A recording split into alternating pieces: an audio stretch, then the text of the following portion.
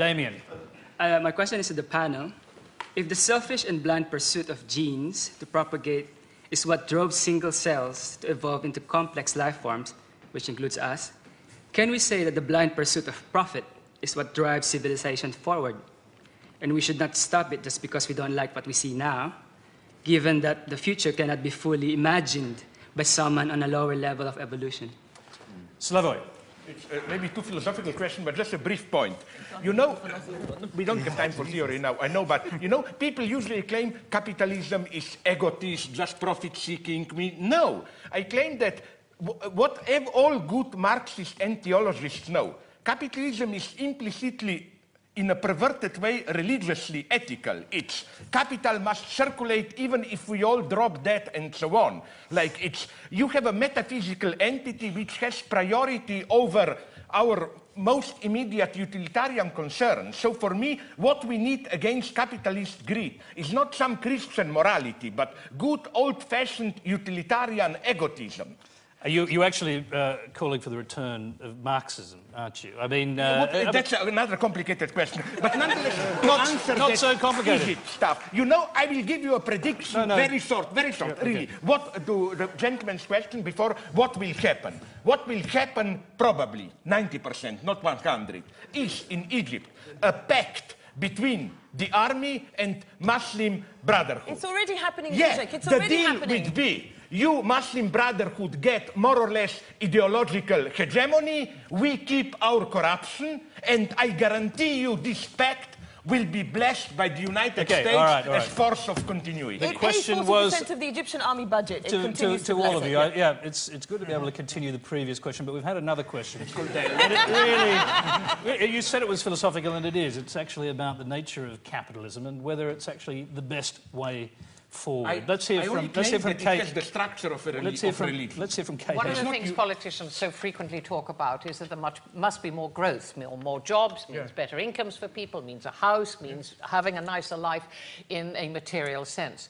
And there is quite a lot of thought nowadays, perhaps coming from some quarters, about, well, is growth the thing we mean? When we go over the green fields, we eat all the food, we suck the goodness from the land, so it's hard to do anything. We do ever more in the way of smart travel and at greater speed. And I think there is a good argument, but not a popular one. And it's one of the things which we all embrace, saying, wouldn't it be wonderful if we just grew our own vegetables and we didn't get into the car and use all of this petrol and we didn't need new clothes every so often. It's a wonderful idea, except for me. But the idea of growth per se, I think, does need to be questioned, not at the cost of not letting people who are hungry stay hungry. And there's the difficult thing in this world. But I do think we need to think about how we could live life and be happier and warm, comfortable and full of food without endlessly building more, destroying the environment and living at a greater speed. Let's go to John. I agree with you only on one point. I don't think people want to be fed. I mean, it's quite serious. Your name is not John. This is John. Yeah, no, Kate's absolutely right.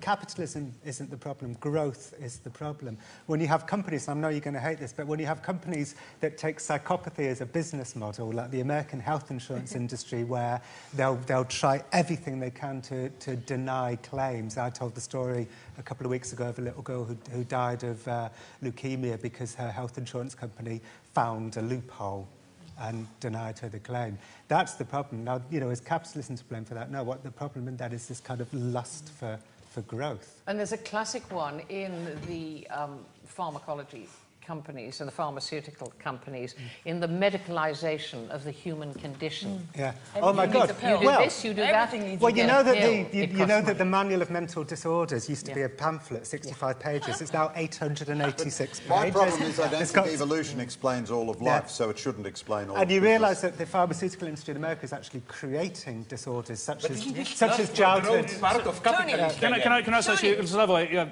I'll take the risk and ask you a question.